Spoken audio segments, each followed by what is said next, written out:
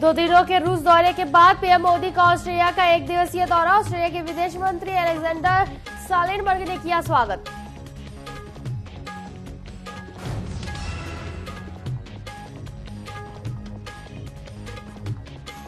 चंडीगढ़ में आज सीएम नायब सैनी की कई अहम बैठक। शहरों के विकास योजनाओं का प्रबंधन, प्रदेश की कानून व्यवस्था की हो रही समीक्षा।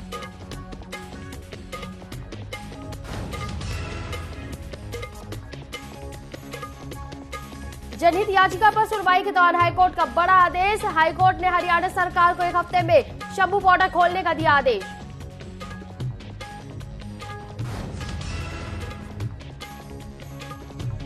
सिरसा में फर्जी फर्म मामले को लेकर ईडी का ताबड़तोड़ एक्शन। पदम बंसल और महेश बंसल के 7 ठिकानों पर मारी रेड। सिरसा में ईडी का एक्शन।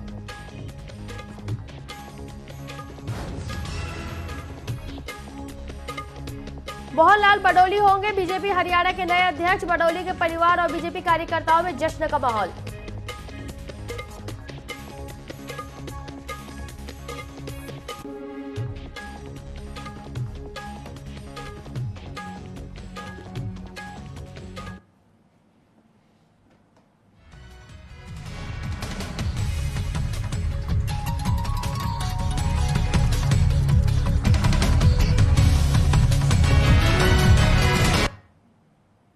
नमस्कार, न्यूज अपडेट में आपका स्वागत है। मैं हूं आपके साथ सिमरन मिश्रा। बढ़ते हैं खबरों की ओर।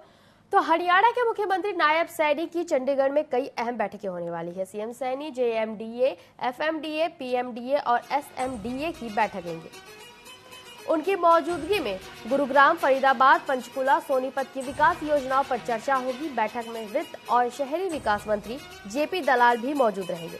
उधर सचिवालय में चारों डेवलपमेंट अथॉरिटी के साथ भी बुधवार को अहम बैठक हुई।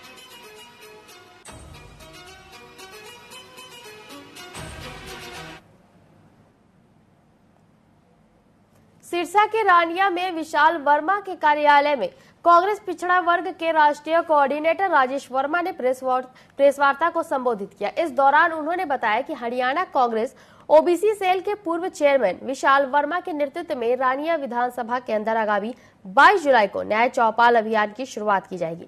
इस अभियान के तहत कांग्रेस कार्यकर्ता हल्के के गांव-गांव में जाकर ग्रामीणों से मिलेंगे और उनके सुझाव लेंगे।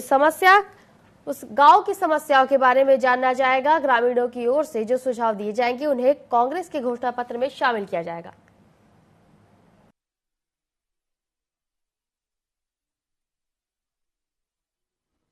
इसी को लेकर हम रानिया जो विधानसभा क्षेत्र है उसमें कांग्रेस की मजबूती के लिए आज हम ये प्रेस वार्ता कर रहे हैं। और जो रानिया विधानसभा है उसमें भाई विशाल वर्मा द्वारा ये प्रेस वार्ता उनके लिए की जा रही है। तो सबसे पहले मैं आपको ये बताना चाहूँगा कि समय समय पर कांग्रेस पार्टी द्वारा कांग्रेस जन संदेश यात्रा अलग अलग विधानसभा क्षेत्रों में जिला स्तर पर रैलियों का आयोजन, उसी तरह विधानसभा क्षेत्र में हर प्रत्येक विधानसभा क्षेत्र में कांग्रेस पार्टी द्वारा एक न्याय चौपाल का आयोजन किया जा रहा है। तो इसी को लेकर हम सिरसा में फर्जी फर्म बनाकर सरकार को करोड़ों रुपए की चपत लगाने के मामले में ईडी ने छापामार कार्रवाई की है। जहां 40 गाड़ियों में सवार होकर आई ईडी ने 7 आरोपियों को के ठिकानों पर दबिश दी है। आपको बता दें कि छापामार कार्रवाई के लिए अधिकारियों ने 7 टीमों का गठन किया था। फिलहाल कार्रवाई में सुरक्षा के लिए ईडी के साथ सीआरपीएफ के जवान भी मौजूद रहे।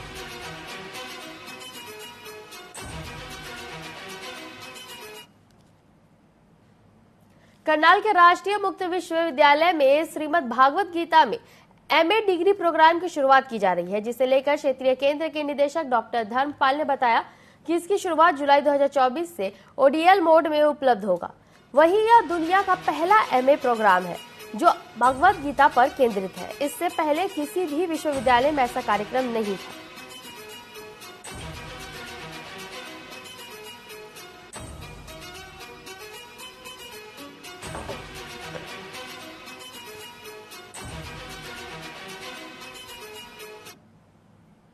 मुझे बताते हुए बहुत खुशी हो रही है कि हाल ही में इग्नू द्वारा एमए इन भागवत गीता का पाठ्यक्रम एमए डिग्री जो है इग्नू ने अभी लॉन्च किया है। अलग अलग विषयों में अलग अलग विश्वविद्यालयों के जो पाठ्यक्रम है उनमें कुछ अंश मात्र गीता से संबंधित कुछ कोई पाठ्यक्रम में कोई कंटेंट जरूर होता था, बट पार्टिकुलरली कोई डिग्री श्रीमद् भगवत गीता के ऊपर किसी भी विश्वविद्यालय ने, किसी भी महाविद्यालय ने अभी तक इस तरह की डिग्री कोई जो है ना लागू नहीं की है। इग्नू इस तरह की डिग्री जो है ना श्रीमद् भगवत गीता में संचालित करने वाला पहला विश्वविद्यालय है। पलवल जिला सचिवालय के सभागार में समाधान शिविर का आयोजन किया गया, जिसमें जिला उपायुक्त नेहा सिंह समेत अन्य अधिकारियों ने लोगों की समस्याएं सुनी। वहीं शिविर में आए शिकायतों को गंभीरता पूर्वक सुनकर समाधान किया। इसे लेकर एसडीएम नरेंद्र कुमार ने बताया कि समाधान सचिवालय में सुबह 9 से 11 बजे तक समाधान शिविर लगाए जा रहे हैं, जिसमें कंप्यूटर से तुरंत समाधान करने का कार्य कर रहे हैं।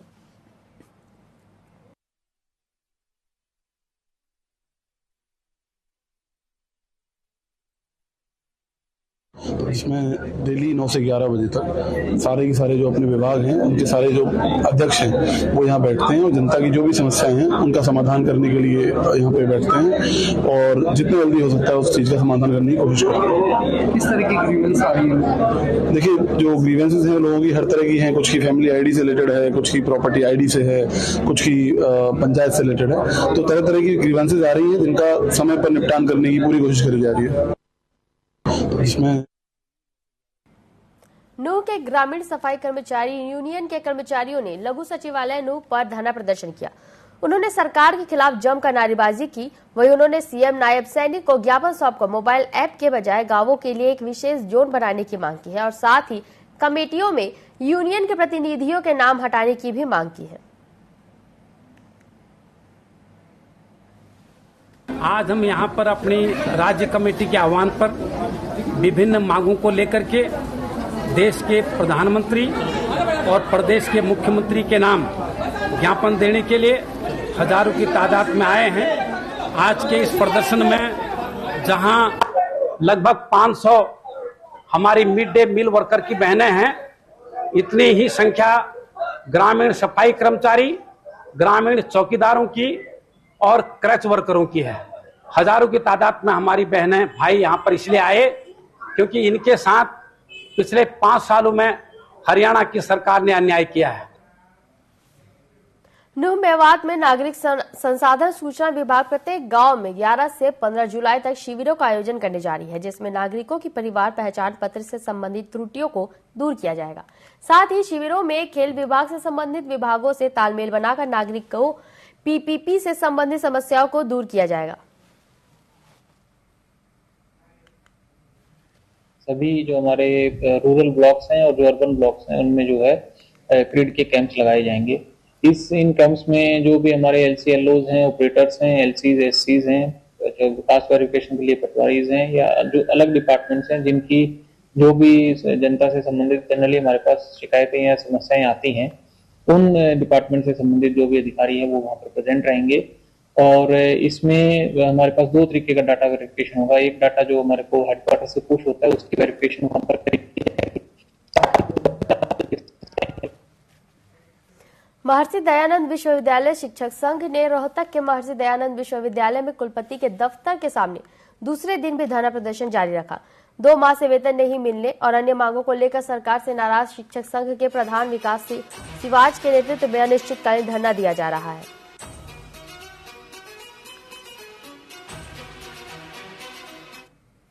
मैं तिरखा जी को एक बात बताना चाहता हूं कि जब यूनिवर्सिटीज एक्ट और स्टैट्यूट हरियाणा विधानसभा से पास हुए तो कहीं भी ये नहीं लिख रखा है कि विश्वविद्यालयों को स्वावलंबी बनाया जाएगा।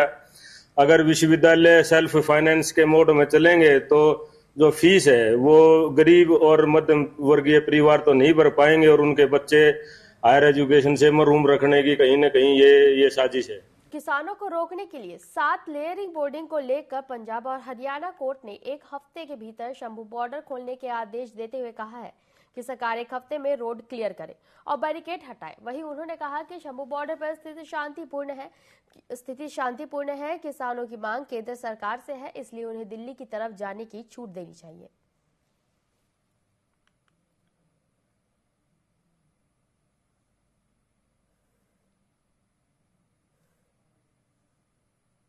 एक का राइट है वो अपना पीसफुल प्रोटेस्ट एट ए डेजिग्नेटेड प्लेस कर सकता है, लेकिन हाईवेज को बंद नहीं किया जा सकता। जी जी जी। तो फिर हमने ऑनरेबल कोर्ट के आगे रखा है जी कि ये पंजाब की तरफ बैठे हैं, पंजाब गवर्नमेंट इनको वहां से एक डेजिग्नेटेड प्लेस के लिए उठाएं। हम साथ ही साथ ही अपनी बैरिकेडिंग हटा देंगे, बिकॉज लॉ एंड ऑर्डर हमने मेंटेन करना है। तो ऑनरेबल कोर्ट ने पंजाब सरकार, हरियाणा सरकार दोनों को ही निर्देश दिए हैं। हरियाणा सरकार को ये निर्देश दिया है कि आप 7 दिन में ये बैरिकेडिंग हटाओगे। अगर कोई लॉ एंड ऑर्डर प्रॉब्लम आएगी तो उसके लिए आपको परमिशन है, whatever preventive actions you want to take आप ले सकते हो। ऐसी ही सिमिलर डायरेक्शंस पंजाब गवर्नमेंट को दी गई है कि वो भी लॉ एंड ऑर्डर मेंटेन करेंगे और अगर उनकी तरफ भी कोई बैरिकेडिंग है उसको भी हटाएंगे। खबरों पर आगे बढ़ने से पहले एक नजर इस वक्त की बड़ी खबर पर डालेंगे जो कि चंडीगढ़ से सामने आ रही है। चंडीगढ़ से इस वक्त की बड़ी खबर, इनेलो और बीएसपी की गुरुवार को होगी संयुक्त प्रेस वार्ता। बड़ी खबर आपको बता दें, चंडीगढ़ से इनेलो और बीएसपी की गुरुवार को संयुक्त प्रेस वार्ता होगी। इनेलो और बीएसपी के गठबंधन की घोषणा होगी। इसमें इनेलो नेता अभय चौटाला और बीएसपी के वरिष्ठ नेता इस दौरान मौजूद रहेंगे। आपको बता दें गुरुवार सुबह 11 बजे यह प्रेस कॉन्फ्रेंस होगी। चंडीगढ़ से इस वक्त की बड़ी खबर आपको बता रहे हैं, इनेलो और बीएसपी की गुरुवार को संयुक्त रूप से प्रेस वार्ता होगी।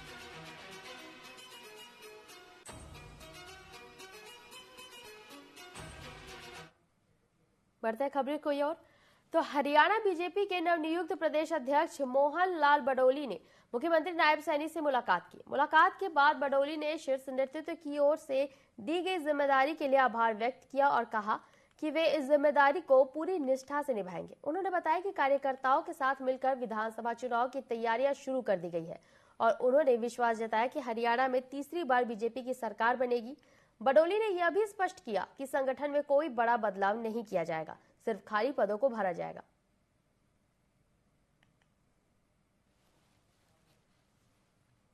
हमारे इस विधानसभा 2024 चुनाव के प्रभारी और भारत सरकार में कैबिनेट मंत्री धर्मेंद्र प्रधान जी, हमारे त्रिपुरा के पूर्व मुख्यमंत्री और भारतीय जनता पार्टी के इस 2024 के चुनाव के सह प्रभारी विप्लव कुमार देव जी, जो लोकसभा के सदस्य के रूप में बड़े मैंडेट के साथ जीत के आए, और भारतीय जनता पार्टी के हमारे हरियाणा प्रदेश के प्रदेश अध्यक्ष और हरियाणा प्रदेश के मुख्यमंत्री नायब सिंह सैनी जी, हमारे राष्ट्रीय टीम का पूरा नेतृत्व हरियाणा प्रदेश के हमारे वरिष्ठ नेता सभी के आशीर्वाद से, जो आज भारतीय जनता पार्टी के शीर्ष नेतृत्व ने ये प्रदेश अध्यक्ष के रूप में जो एक नई जिम्मेवारी, जो कार्यकर्ता बूथ पर काम करते करते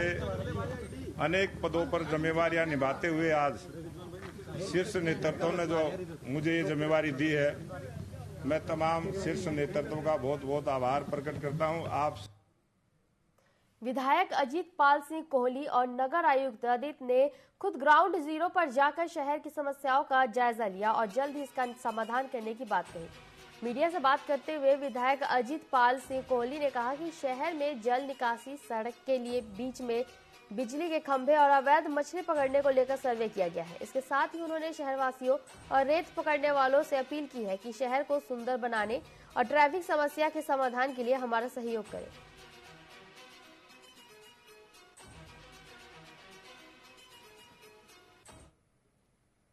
ਅਸੀਂ ਕੀ ਕਰਾਂਗੇ, ਅਸੀਂ ਉਹਨਾਂ ਨੂੰ ਟਾਈਮ ਦੇਵਾਂਗੇ, ਉਹਨਾਂ ਨੂੰ ਆਲਟਰਨੇਟ ਜਗ੍ਹਾ ਦੱਸ ਰਹੇ ਹਾਂ, ਸੁਜੈਸਟ ਕਰ ਰਹੇ ਹਾਂ।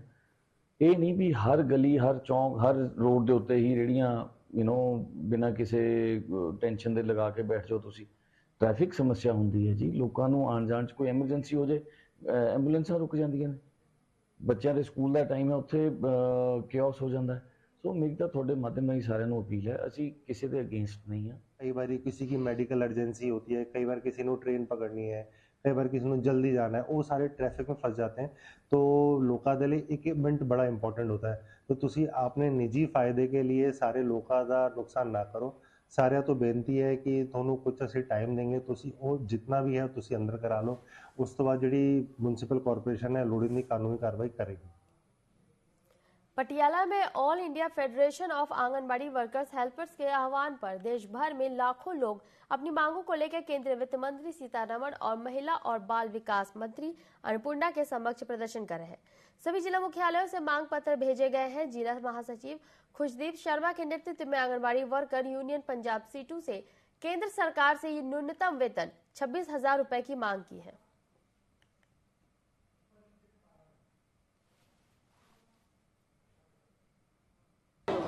सर ਜਿਹੜਾ ਸਾਡਾ ICDS ਹੈ ਉਹਦਾ ਬਜਟ ਦੇ ਵਿੱਚ ਲਗਾਤਾਰ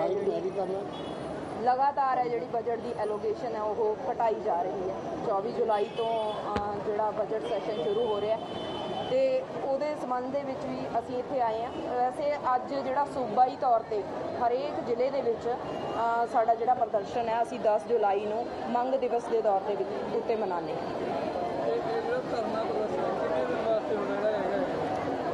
सर ये वैसे अज ये सिर्फ अज का धरना प्रदर्शन है। जे अज साड़ियाँ मंगां मनते ने ठीक है, नहीं तो फिर असीं आपदे जिहड़े प्रदर्शन होर तेज करांगे ते अगली रणनीति। करनाल में अपराध के मामले बढ़ रहे हैं। कई जगहों पर गोलियां चलाने के मामले सामने आए हैं, जिसमें पुलिस लगातार छानबीन कर रही है। अब पुलिस ने एक और गुत्थी को सुलझा लिया है। दरअसल 1 जुलाई करनाल के ओंगद गांव में गोलियां चली थी। पुलिस इस मामले में जांच पड़ताल कर रही थी। पुलिस ने 2 रेकी करने वाले और 2 शूटर्स को गिरफ्तार कर लिया है।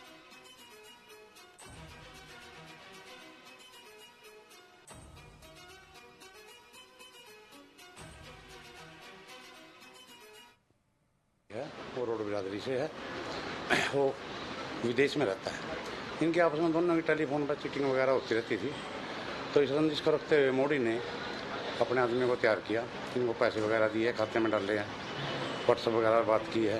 2 तो हैं सात गांव के, एक का नाम है जी संजीव स्नोप सतपाल, एक का नाम है कमल उर्फ लोटा पुत्र पल्लाराम। ये दोनों सात गांव के हैं। इन्होंने रैकी की दुकान की।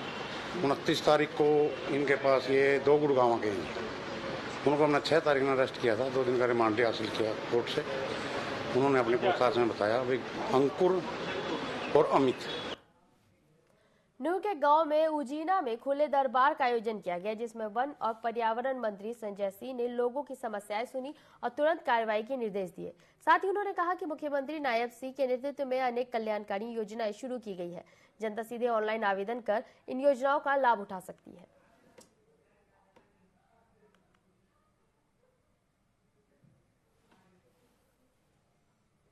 इसके अलावा मौके पर ही हमारे यहाँ कुछ पेंशन बनी है, कुछ आयुष्मान कार्ड बने, जिनका लोगों ने खूब अच्छा लाभ उठाया योजनाओं का। और मैं समझता हूँ बहुत अच्छा कार्यक्रम जो सरकार का सभी अधिकारियों ने बड़ा सहयोग से काम किया।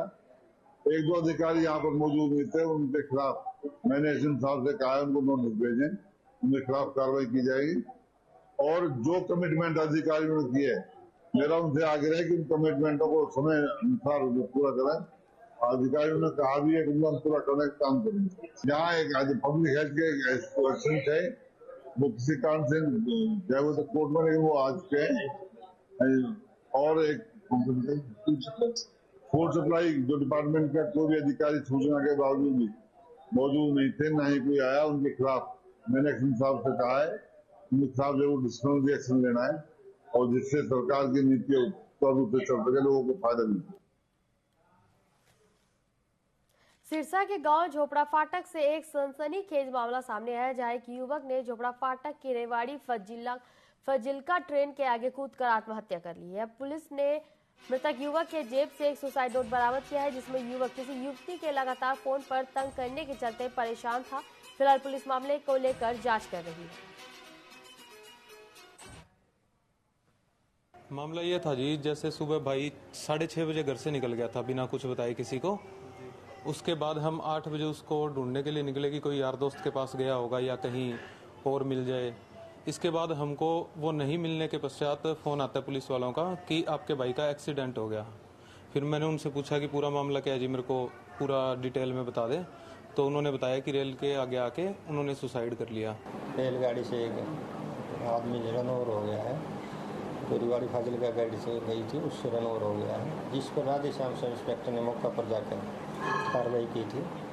और उस कार्रवाई के दौरान उसकी जामा तलाशी से एक सुसाइड नोट मिला था, जिसमें उसमें मृतक का नाम सौरभ लिखा था। उसने अपने माँ बाप का नाम लिख के मोबाइल नंबर लिखे थे, और उसने अपने पड़ोस के 2 जेंट्स है, एक लेडीज़ का नाम लिखा था। उसने मेरे को टॉर्चर किया है और इस वजह से मैं मर गया। जो मोबाइल नंबर के आधार पर हमने कॉल की थी, जो उसका भाई मुकेश है, उसका बड़ा भाई, उसने मौका पर आकर सौरभ के रूप में शनाख्त किया था। तो कल उसका पोस्टमार्टम करा के हमने लाश को वासन के वादे कर दिया था। न्यूज अपडेट में फिलहाल के लिए इतना ही। बने रहे टीवी 24 के साथ। नमस्कार।